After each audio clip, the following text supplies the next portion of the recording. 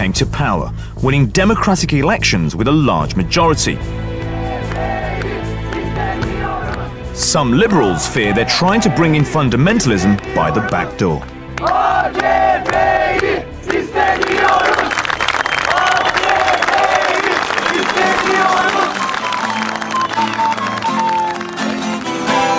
Okay, the process has just started. These posters here, which are all around town, says bring your light. We're not going to leave Moda, which is this area here, to the reactionists, or basically the conservatives, the anti-progressive people. These protesters have rallied outside a restaurant that's been taken over by the local AKP council. The council has banned alcohol from all its buildings. Arkadaşlar, içki yasağı falan bu tamamen bir bahanedir. Bütün mesele aydınlanma kültürünün temelini oluşturan yaşama sevincine, yaşama kültürüne, uygarlaşma kültürüne karşı olmak. Daha dün. Since the AKP came to power, alcohol tax has rocketed. Drinking licenses are suddenly in short supply, and some areas have become almost entirely dry. As a citizen of this area, we are against this. But aren't you free to go and find somewhere else to have a drink? Why I should go somewhere else? This is my place. I was born there. This is one step. 6 months after, they will take over another places. We have to say stop somewhere, you see? The protesters paint a pretty alarming picture, but there's not much sign of impending Islamic fundamentalism among drinkers in downtown Istanbul. And the battle over Turkey's future is not as simple as it might seem, as I'd find out later in our journey.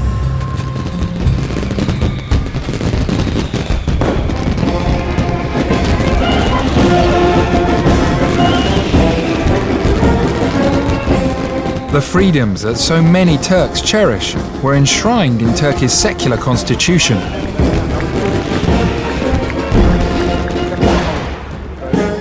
We were in Istanbul on Republic Day, when Turks celebrate both the birth of their nation in 1923 and the life of the man who began it all.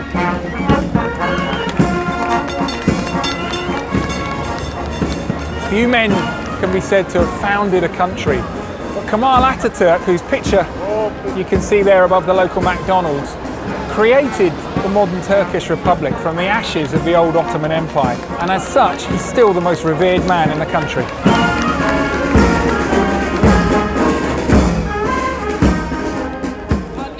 Asli Ozbey is an Atatürk disciple. She's part of a political group who call themselves Young Kemalists in honor of their hero. How important was Kemal Atatürk to Turkey, to the creation of Turkey? In many countries, the people rebel to gain their freedoms and rights. But in Turkey, this was done by Atatürk. He made a nation out of all the different communities living here. If he didn't exist, I might have been walking around here in a burqa. Turkish women would have been in the same situation as women in Iran and Iraq. These freedoms exist because Atatürk was determined to create a secular state where Islam and politics are kept firmly apart. This city is really very beautiful in this sense. Everyone is understanding, everyone respects one another. This is in one sense what Atatürk gave us. But there's a darker side to Atatürk's legacy. Atatürk made the military the guardians of his secular republic. And they still see themselves as defenders of his ideals. The army is still the most powerful institution in Turkey, and it intervened 4 times since the 1960s to bring down elected governments, they say, in defence of Atatürk's legacy. With a pro-Islamic party, the AKP, now in power, many fear these two sides of Turkey are on a collision course. But it's not only the rise of political Islam that's seen as a threat to Atatürk's principles. Any ideas that might undermine Atatürk's vision for Turkey are treated as dangerous.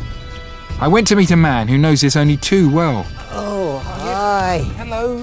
Welcome. Simon. Hello, nice to meet you. Ragip Zarakolu is a book publisher with a habit of annoying the Turkish authorities. And look at all your... Welcome to underground world. Now, some of the books you've published have got you into huge trouble. Yes, with sometimes with the establishment. We had problems. For example, we were put in trial because of this book about the Kurdish resistance.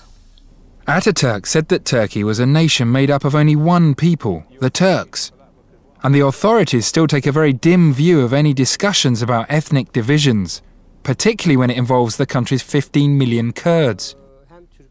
For translating and publishing controversial books, Ragip's been in court 40 times. What do you think the censors and the establishment are scared of then? Why do they feel so threatened by your books? These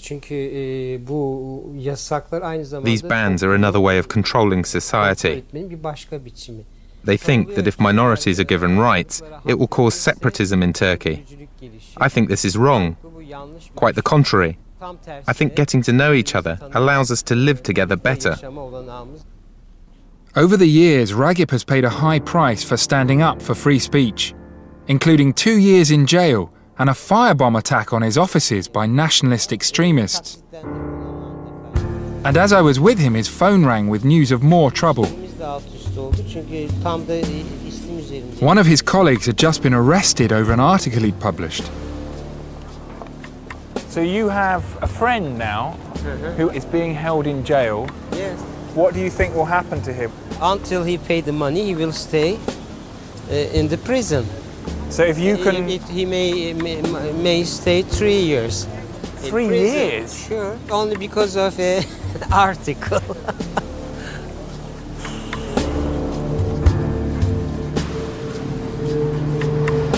There's still certain lines that can't be crossed in Turkey, certain issues that just cannot be discussed openly.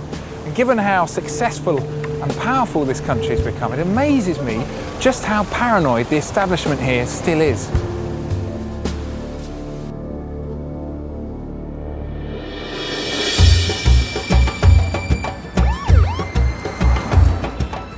Istanbul is the modern face of Turkey, but the majority of this country's population lives in its vast Asian heartland, known as Anatolia. Over there is the bridge across the Bosphorus that links Istanbul with the rest of Turkey. It's time for me to head east.